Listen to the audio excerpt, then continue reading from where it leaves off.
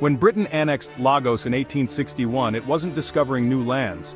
It was stepping into a mosaic of powerful kingdoms, city-states, and stateless communities. The region was a cauldron of over 250 ethnic groups, many of whom were rivals or outright enemies.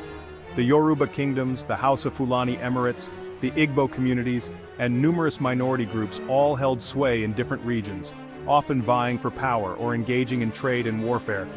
Britain's return to the Niger area wasn't purely political, it was driven by the irresistible pull of trade, palm oil, cocoa, and other raw materials, and the need to replace the outlawed transatlantic slave trade with what they called legitimate commerce.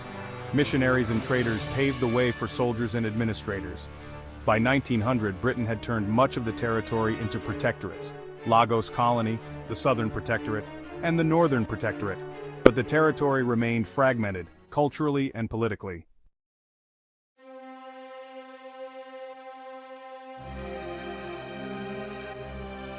The Benin expedition of 1897 was, honestly, one of the most significant and tragic flashpoints in Britain's conquest.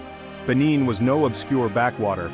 It was a sophisticated kingdom with centuries of artistic and political achievement. Its famed Oba, Ovanramwen Nogbaizi, presided over a realm with intricate governance, military organization, and a rich cultural heritage, symbolized by the magnificent Benin bronzes. Detailed brass plaques and sculptures that documented royal life and religious ceremonies.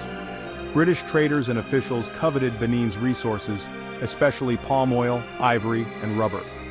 In early 1897, a British delegation led by Acting Consul General James Phillips attempted to visit Benin City, allegedly for diplomatic negotiations, though some accounts suggest commercial motives were paramount.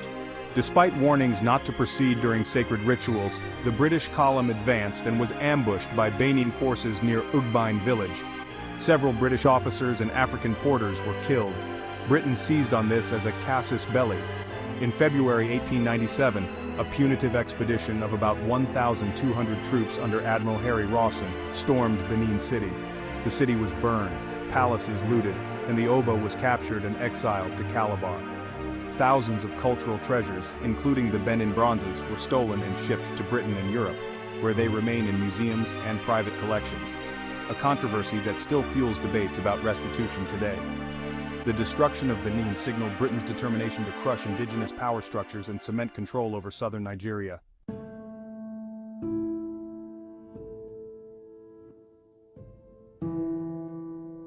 (1914) The Amalgamation. Administrative convenience and economic expediency prompted Britain to merge its territories. In 1914, Sir Frederick Lugard amalgamated the northern and southern protectorates and Lagos Colony, coining the name Nigeria, derived from the River Niger, courtesy of journalist Flora Shaw. But this was an artificial union. Regions with starkly different cultures, religions, and levels of development were yoked together without their consent. A single colonial bureaucracy governed them all, but beneath the surface, tensions simmered.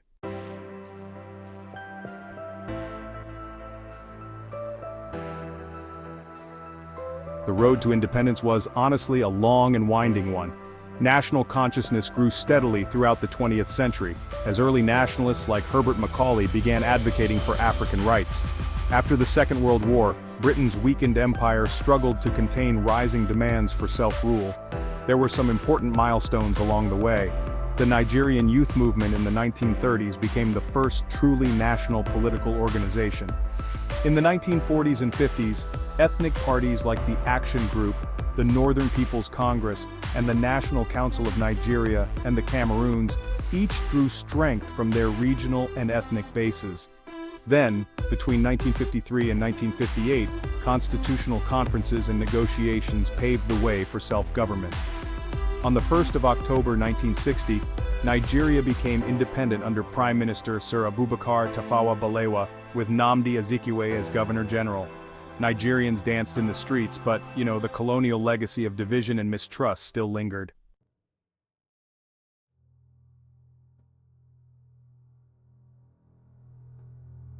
From 1960 to today, Nigeria has faced a long era of political disorder and instability.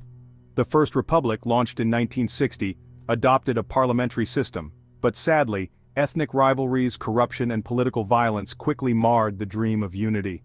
The Western region crisis and a rigged federal election in 1964 plunged the country into chaos. On the 15th of January 1966, young army officers, mostly Igbo, staged Nigeria's first coup, assassinating Prime Minister Balewa and key leaders. The January coup bred resentment in the north, and a counter-coup in July 1966 led to mass killings of Igbos in the north, triggering an exodus to the eastern region. On the 30th of May 1967, Lieutenant Colonel Odumegwu Ojukwu declared the eastern region independent as the Republic of Biafra, sparking a civil war. For 3 brutal years, famine and conflict ravaged the region, killing between 1 and 3 million people, many of them civilians and children.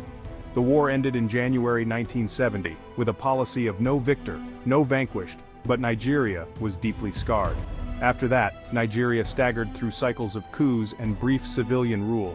General Gowon was overthrown in 1975. Murtala Muhammad was assassinated in 1976. Obasanjo handed power to Shehu Shagari in 1979, but Shagari was toppled in 1983 by General Muhammadu Buhari. Buhari himself was ousted by Babangida in 1985.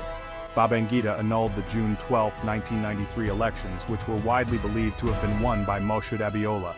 Sani Abacha seized power in 1993, ruling with brutal repression until his sudden death in 1998. Democracy finally returned in 1999 under President Olusegun Obasanjo. Since then, the People's Democratic Party dominated for over a decade. Boko Haram rose in the northeast from 2009, wreaking havoc and displacing millions. Economic woes, corruption, and violent conflicts continued. Muhammadu Buhari returned as a civilian president in 2015, but security deteriorated under his tenure. In 2023, Bola Tinubu took office amid economic turmoil and a cost-of-living crisis.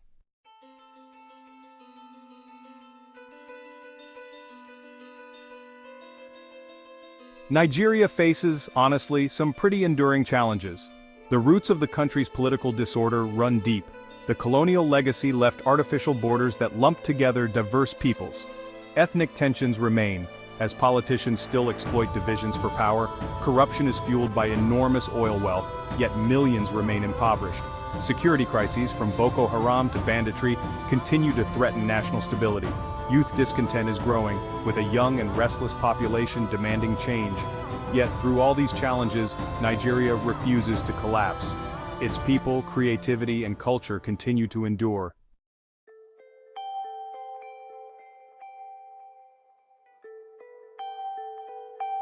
Nigeria's journey from the 1897 raising of Benin to independence in 1960, and all the tumult that has followed, tells a story of ambition, trauma, and resilience. The artificial creation of Nigeria forced hundreds of ethnic groups into a single state. The past century has been spent trying to transform that colonial invention into a genuine nation. There's no denying the chaos, but there's also no denying Nigeria's potential. The country's story is still being written, and the hope remains that one day it will truly live up to the name Giant of Africa.